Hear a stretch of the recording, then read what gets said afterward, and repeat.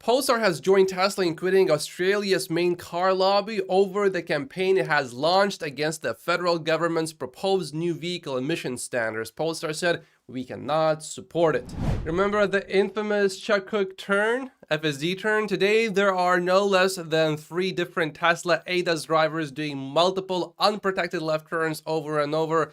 Many will be glad to hear that they are also using at least 4 different intersections to cross the 3 lanes of high-speed cross traffic to add diversity to the dataset validation. Chuck tried speaking to one of the drivers, but it was clear that the driver did not want to be interrupted. He was polite though, so Chuck didn't really get anything from it. I am looking forward to Tesla FSD V12 doing this turn over and over and over again. I assume it's going to do pretty well here.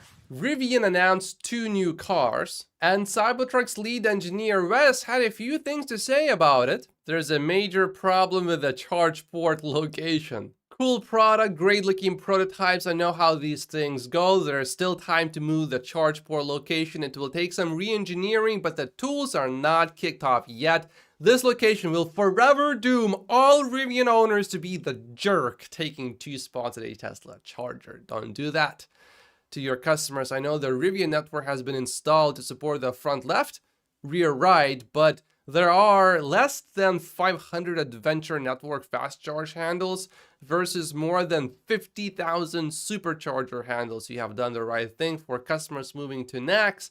Take it the last mile and put it in a location that works seamlessly with existing infrastructure.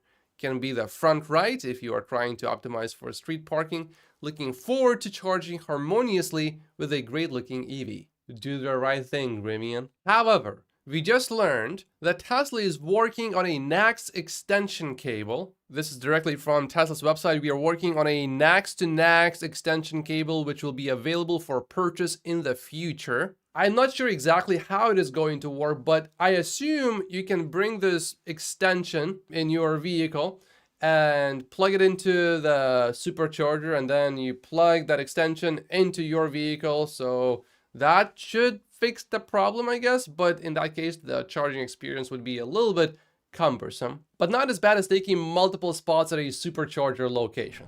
I really like Elon reposting these Tesla posts. It brings quite a bit of attention to Tesla. This got 9.4 million views, largely because Elon reposted this on X. One of the things we learned about the Model 3 from this 30-minute live stream is the reason why Tesla is not using gigacastings in this Model 3. They said Tesla has so much invested in CapEx in the old production lines that it did not make sense to use gigacastings because that would have also taken so much longer to ramp up production. And that's, I guess, one of the reasons why the production ramp has been so smooth in Giga Shanghai. So now, naturally, there's a question.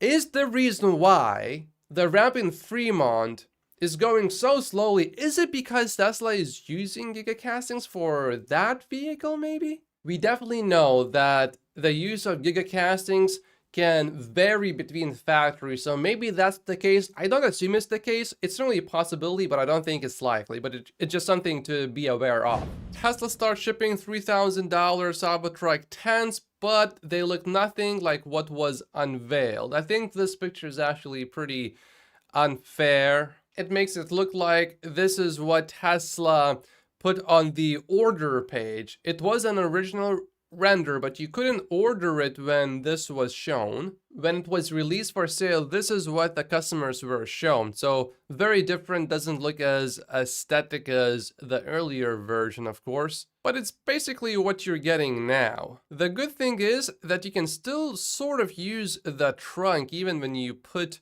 the stent on the Cybertruck.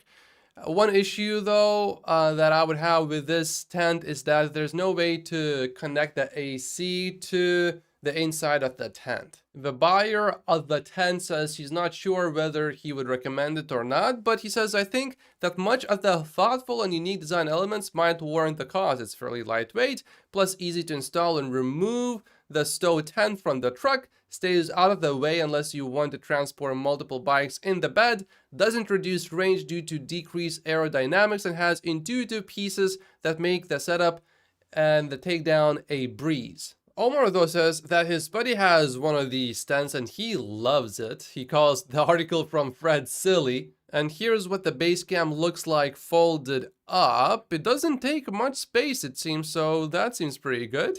And I would assume it's not too difficult to fold it like this. Anyway, I am seeing quite a few people upset about this, but I don't see much to be upset about it. It's definitely not a crucial product for Tesla.